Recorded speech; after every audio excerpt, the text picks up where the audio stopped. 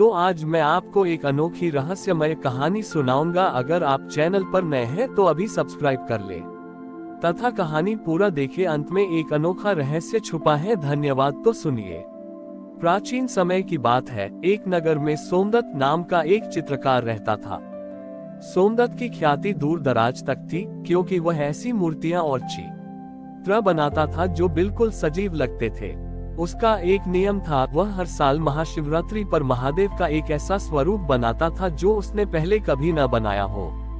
उस साल सोमदत्त ने निश्चय किया कि वह महादेव का अब तक का सबसे विराट चित्र बनाएगा। उसने एक विशाल श्वेत पत्थर का चयन किया और महीनों तक उस पर काम किया। उसने शिव का बड़ी ही जटाओं से गिरती गंगा, गले में लिपटे वासुकी और माथे पर चमकते चंद्रमा को इतनी बारीकी से उकेरा कि देखने वालों की आंखें फटी रह गईं। राजा ने घोषणा कर दी कि शिवरात्रि के दिन इस विराट चित्र का अनावरण होगा और सोमदत्त को राजशिल्पी की उपाधि दी जाएगी। लेकिन मंदिर के कोने में एक छोटा सा बालक बैठता था, जिसका नाम था शिवू। शिवू अनाथ था और मंदिर की सीढ़ियों पर गिरी हुई धूल और राख भस्म से छोटी छोटी आकृतियां बनाता रहता था। जब लोग सोमदत्त के भव्य चित्र की प्रशंसा करते तो शिवू बस अपनी राख की ढेरी की ओर देखकर मुस्कुरा देता। शिवरात्रि की पूर्व संध्या पर एक भयानक आंधी आई। सोमदत्त का वह विशाल पत्थर, जिस पर उसने महीनों मेहनत की थी, बिजली गिरने से खंड खंड हो गया। सोमदत्त टूट गया।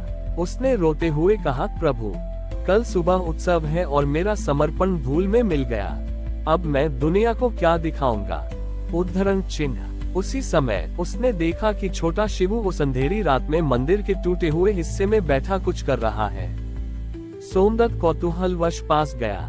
उसने देखा कि शिवू ने कोई पत्थर या रंग नहीं लिया था। उसने मंदिर के दीपों से निकलने वाले धुएं, कालिमा और बिखरी हुई भस्म को हवा में हाथ मारकर इकट्ठा किया और दीवार पर एक अदृश्य रेखा खींचने लगा। सोमदत्त ने हंसकर कहा, मूर्ख बालक, हवा में भी कहीं चित्र बनता है, दीवार तो खाली है। शिवू ने शांत स्वर में कहा, स्वामी, आप पत्थर पर रूप उकेर रहे थे, मैं शून्य में भाव उकेर रहा हूँ। महादेव तो वही है जहाँ कुछ नहीं है। अगले दिन सुबह जब राजा और नगरवासी आए तो सोमदत्त का टूटा हुआ पत्थर देखकर सब निराश हो गए। तभी शिवू ने मंदिर के मुख्य द्वार की उस खाली दीवार की ओर इशारा किया। जैसे ही सूर्य की पहली किरण उस दीवार पर पड़ी, एक चमत्कार हुआ। धुएं की कालिमा और भस्म के बारीक कणों ने प्रकाश के साथ मिलकर एक ऐसी छवि बनाई जो पल पल बदल रही थी। कभी उसमें नटराज का नृत्य दिखता तो कभी ध्यानमग्न नीलकंठ। वह चित्र स्थिर नहीं था, वह भक्त की दृष्टि के अनुसार अपना रूप बदल रहा था।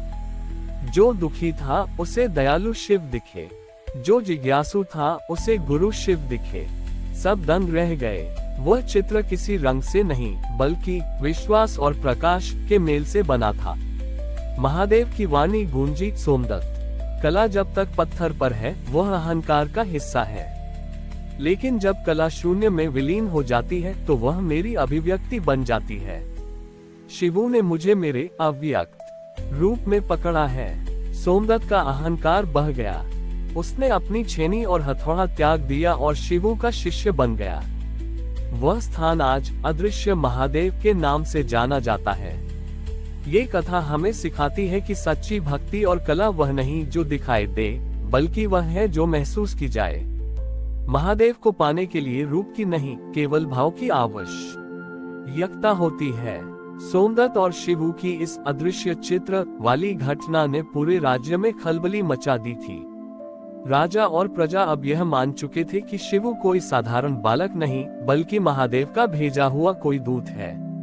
लेकिन कहानी में एक नया मोड़ तब आया जब पड़ोसी राज्य का एक कुटिल तांत्रिक, जिसका नाम कालभैरव था, इस अदृश्य शक्ति को अपने वश में करने के लिए वहां पहुंचा।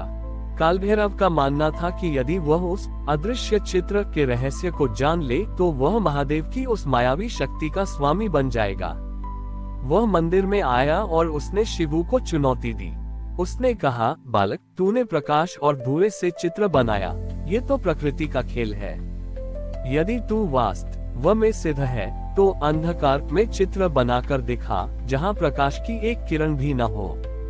कालभैरव ने अपनी तांत्रिक शक्ति से मंदिर के गर्भगृह को एक ऐसे घने काले धुएं से भर दिया कि वहां हाथ को हाथ भी दिखाई नहीं दे रहा था।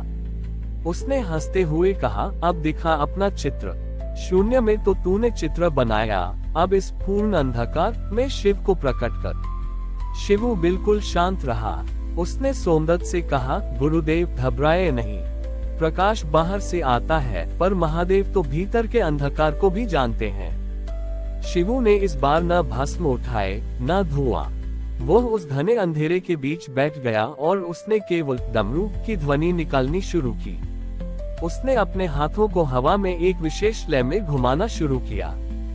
सोमदत्त और कालभैरव को कुछ दिखाई नहीं दे रहा था, पर उन्हें अचानक मंदिर की दीवारों पर स्पंदन महसूस होने लगा। जैसे जैसे डमरू की गति बढ़ी, उस घने काले धुएं के भीतर से नीले रंग की रेखाएं चमकने लगीं। वह कोई प्रकाश नहीं था, बल्कि वह ध्वनि से उत्पन्न ऊर्जा थी।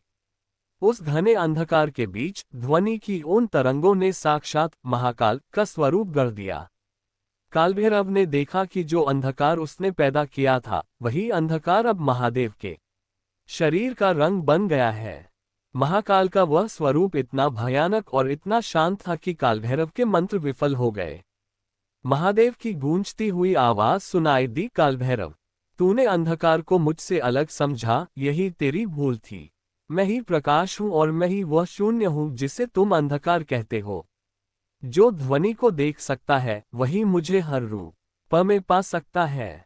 तांत्रिक कालभैरव का अहंकार उसी क्षण भस्म हो गया। वह घोर अंधकार दिव्य सुगंधित पवन में बदल गया।